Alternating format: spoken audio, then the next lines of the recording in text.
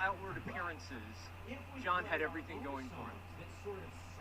He had just signed the contract to sell his New York apartment at a six-figure profit, and he'd only owned it for 5 years.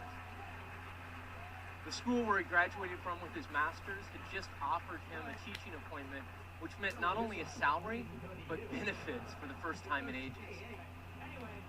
And yet, despite everything going really well for John, struggling, fighting addiction and a gripping depression.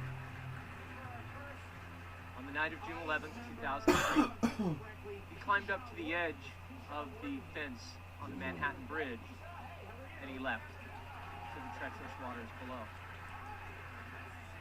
Remarkably, no, miraculously, he lived. The fall shattered his right arm, broke every rib that he had, punctured his lung, and he drifted in and out of consciousness as he drifted down the East River, under the Brooklyn Bridge, and out into the pathway of the Staten Island Ferry, where passengers on the ferry heard his cries of pain, contacted the boat's captain, who contacted the Coast Guard, who fished him out of the East River and took him to Bellevue Hospital. And that's actually where our story begins.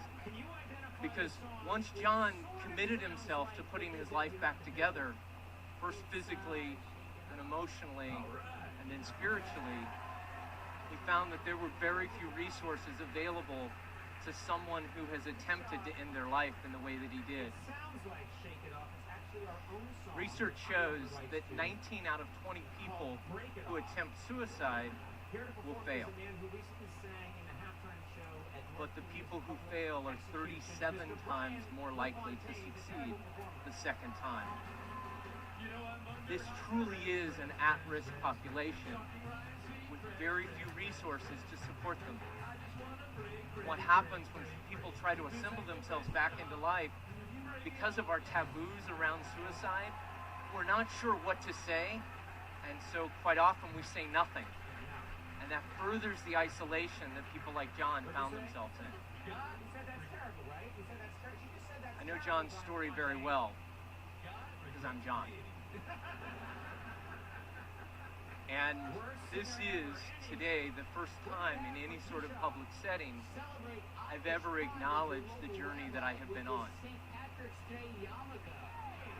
But after having lost a beloved teacher in 2006 and a good friend last year to suicide, and sitting last year at TED Active, I knew that I needed to step out of my silence and past my taboos to talk about an idea we're spreading.